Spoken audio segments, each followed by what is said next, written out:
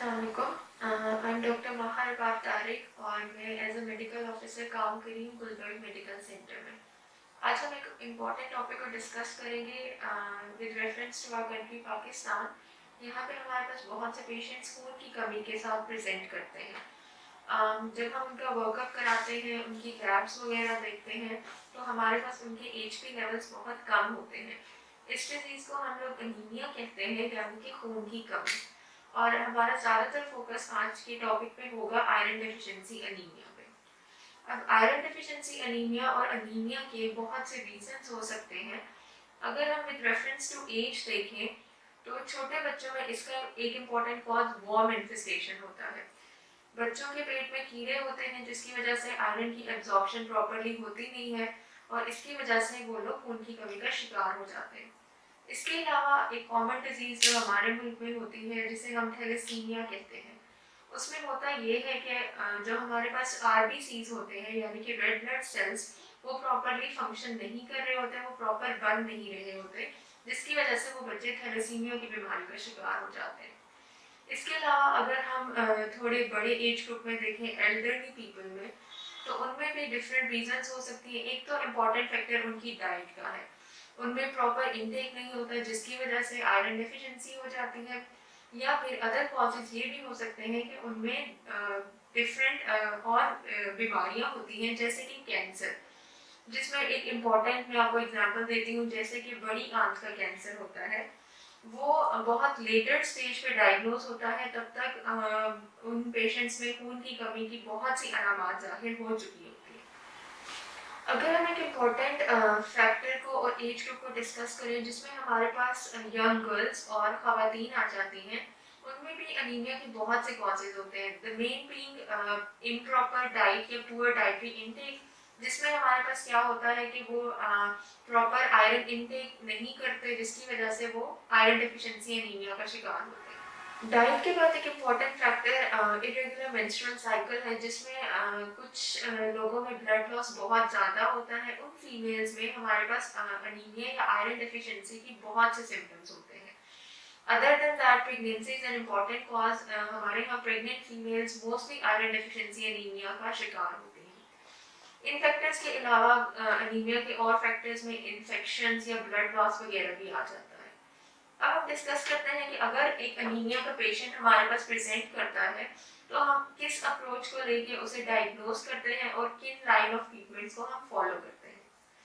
अगर एक पेशेंट हमारे पास प्रेजेंट कर रहा है और वो अपने सिम्टम्स हमें बताता है, तो सबसे पहले हम एक डिटेल क्लिनिकल हिस्ट्री लेते हैं और उसके बाद उसकी एग्जामिनेशन करते हैं। डिटेल क्लिनिकल हिस्ट्री में वो पेशेंट बेसिकली हमें अपने सिम्टम्स बताता है जिसका वो शिकार होता है। पेशेंट्स हमें बताते हैं कि वो बहुत ज़्यादा थकावट फील करते हैं, हर वक्त थके थके रहते हैं, फटीग होती है उनमें, सीढ़ियाँ चढ़ते हुए उनमें सांस फूल जाता है। इसके अलावा बच्चों में अगर हम देखें तो पुअर परफॉर्मेंस इन स्कूल होती है, बच्चे कॉन्सेंट्रेट नहीं कर पाते। इसके अलावा अगर हमारे पास फीमेल्स हैं जो घर के काम वगैरह कर रही है, उनमें कॉन्सेंट्रेशन लेवल बहुत पुअर हो जाता है। इसके अलावा पेशेंट्स में रिकरेंट इन्फेक्शंस हो जाते हैं और कुछ लोगों में ये होता है कि उन्हें डिफरेंट क्रेविंग्स डेवलप हो जाती हैं और हमारे यहाँ लोग जैसे कि सीमेंट या फिर मिट्टी वगैरह खाना शुरू कर देते हैं अपने लेवल्स, आयरन लेवल्स को पूरा करने के लिए। इन सिम्टम्स के बाद हम एक क्विक फिजिकल एग्जामिनेशन परफॉर्म करते हैं, ये देखने के लिए कि बॉडी के किस किस पार्ट पे इफेक्ट्स अनीमिया के आ चुके हैं। हम हेड टू टो एक एग्जामिनेशन करते हैं जिसमें हमारे पास अगर हम देखें तो आईज में, लिप्स में पैलर होता है, यानी कि एक पिलाहट होती है। स्किन के कलर में नॉर्मली भी एक पिलाहट होती है। उसके अलावा कुछ लोगों में ये होता है कि जो उनका माउथ होता है, उसके जो एंगल्स होते हैं उनमें फिशर्स बन जाते हैं, कट्स लग जाते हैं। इसके अलावा उनकी जुबान में ड्राइनेस होती है।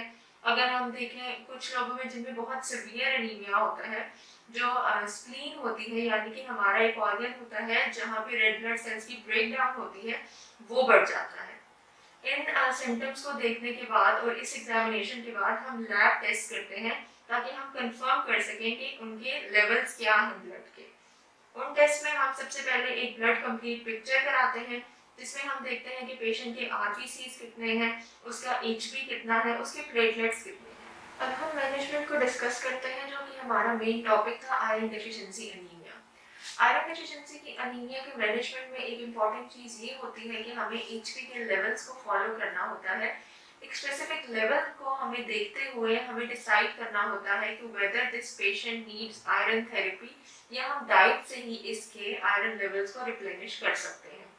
अगर एक पेशेंट है जिसके आयरन लेवल्स बहुत लो हैं, या फिर बहुत लो से मुराद है कि 7 और लेस देन 7, तो उन पेशेंट्स को तो हम ब्लड ट्रांसफ्यूजन्स का कहते हैं।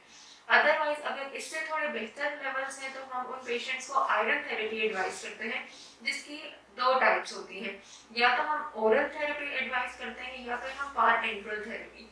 ओरल थेरेपी से मुराद ये है कि हम उन पेशेंट्स को आयरन की टैबलेट्स देते हैं, जिससे उन्होंने हर रोज की एक मेडिसिन खानी होती है, और उनके iron levels with in 2-3 months improve हो जाते हैं। उसके बाद पार एंट्रल थेरेपी होती है। उसमें ये होता है कि अगर एक पेशेंट है जिसके अंदर आयरन एब्जॉर्प्शन बिल्कुल नहीं हो रही ओरल, और वो ओरल इंटेक भी नहीं कर सकता, तो हम उनको पार एंट्रल आयरन थेरेपी देते हैं, जिसे हम इन्फ्यूजन्स या इंजेक्शन की फॉर्म में देते हैं। अब कुछ पेशेंट्स ऐसे होते हैं जो सिम्टोमेटिक तो होते हैं, लेकिन उनके पास आयरन लेवल्स इतने कम नहीं होते कि हम उन्हें आयरन ओरल या पारेंट्रल फॉर्म में दें। तो उन पेशेंट्स में हमारा एम ये होता है कि हम उनकी डाइटरी काउंसलिंग और डाइटरी मैनेजमेंट पे फोकस करें, ताकि उनके आयरन लेवल्स बिल्डअप हो जाएं। अब डाइटरी मैनेजमेंट में हमारे पास बहुत से फैक्टर्स होते हैं। हमें ऐसी डाइट लेनी होती है जो कि आयरन रिच हो।